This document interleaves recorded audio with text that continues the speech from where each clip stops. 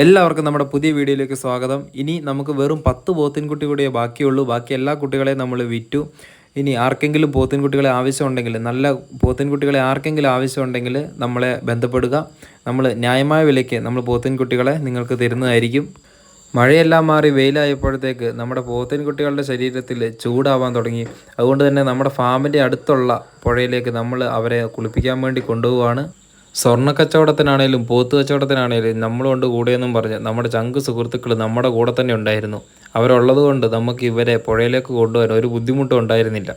ഇവരുടെ ശരീരത്തിന് എപ്പോഴും തണുപ്പ് ആവശ്യമുള്ളത് കൊണ്ട് തന്നെ നമുക്ക് ഇവരെ കുളിപ്പിക്കാനോ അല്ലെങ്കിൽ പുഴയെ കൊണ്ടിടാനോ കണ്ടത്തിലോ അങ്ങനെ എന്തെങ്കിലും സൗകര്യം ഉള്ളതായിരിക്കും പോത്ത് വളർത്തുമ്പോൾ നമുക്ക് ഏറ്റവും സൗകര്യം.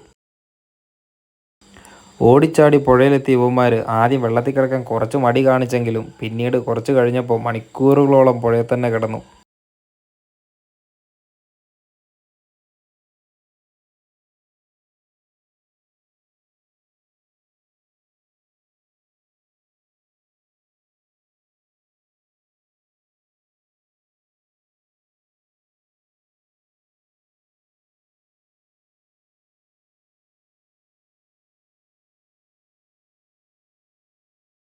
കുറേ നേരം വെള്ളത്തിൽ കിടന്ന് ശരീരം തണുപ്പിച്ച ശേഷം കരയിൽ കയറി കുറച്ച് പുല്ലും കഴിച്ച് നേരെ വരിവരിയായി ഇവന്മാർ ഷെഡിലേക്ക് തന്നെ നടന്നു.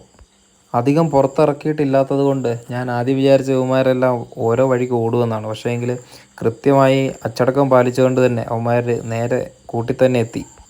ഇനി കുറച്ച് വൈക്കോലും ഇട്ട് കൊടുത്ത് കുറച്ച് വെള്ളവും കൊടുത്തിട്ടുണ്ടെങ്കിൽ ഇന്നത്തെ അവന്മാരുടെ കാര്യം കുശാലായി. എന്തായാലും പോത്തിനെ ആവശ്യമുള്ള നമ്മുടെ സുഹൃത്തുക്കൾ നമ്മളെ വിളിക്കാൻ മറക്കണ്ട. അതുപോലെ തന്നെ ഇനി പുതിയൊരു വീഡിയോയുമായി നമുക്ക് അടുത്ത ദിവസം കാണാം.